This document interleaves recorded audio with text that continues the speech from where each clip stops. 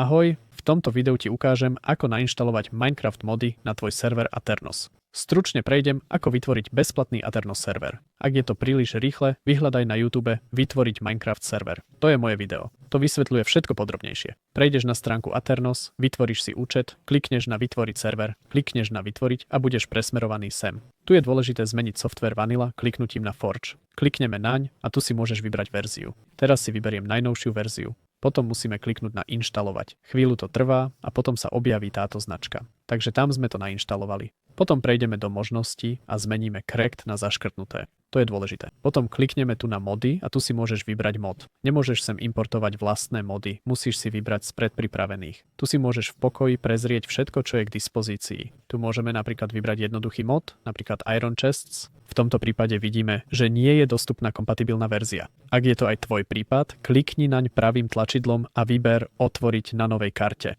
Tu klikneme na súbory a uvidíš niekoľko verzií, ktoré si môžeš vybrať. Napríklad pre Iron Chest mod môžeš vybrať verziu 1.2.0.2. To znamená, že sa vrátime na náš server, vyberieme inú verziu, klikneme na ňu a vyberieme túto verziu. Potom musíš kliknúť na preinštalovať a na áno preinštalovať. Svet je vymazaný, ale v tomto prípade to nevadí. To sa potom načíta a my sme to nainštalovali. Teraz teda klikneme na mods, potom na Iron Chests a nainštalujeme verziu, ktorá vyhovuje serveru. Takže v tomto prípade tento. Klikneme naň tu a tu vidíme začiarknutie. Takže to bolo nainštalované. Môžeme to opäť vidieť aj kliknutím na súbory. Potom klikneme na mody a tu uvidíte všetky mody, ktoré ste pridali. Teraz je dôležité, aby ste mali tieto mody so sebou lokálne. Ak to chcete urobiť, vygooglime si CurseForge a klikneme na získať aplikáciu CurseForge. Potom klikneme na stiahnuť samostatné. Overwolf na to nepotrebujeme. Potom máme inštalačný program, klikneme naň a nainštalujeme ho sem. Klikneme na ďalej, prijať podmienky používania a znova na ďalej, prijať a nainštalovať a stiahne sa. Keď sme tu, môžeme kliknúť na preskočiť úvod. Potom môžeme kliknúť na Continue as guest a potom klikneme na plus a pridáme Minecraft. Jednoducho tu klikneme na Standard a na Continue. Potom vytvoríme nový modpack. Klikneme na Create. Potom môžeš zadať názov, napríklad Aternos, a vybrať správnu verziu Minecraftu. Dôležité je, aby to bola rovnaká verzia ako tvoj server. V mojom prípade táto verzia. Takže vyberiem túto, Forge zostane tak a klikneme na Create. Teraz sa tu niečo inštaluje. Počkáme, pretože aj mne to chvíľu trvá.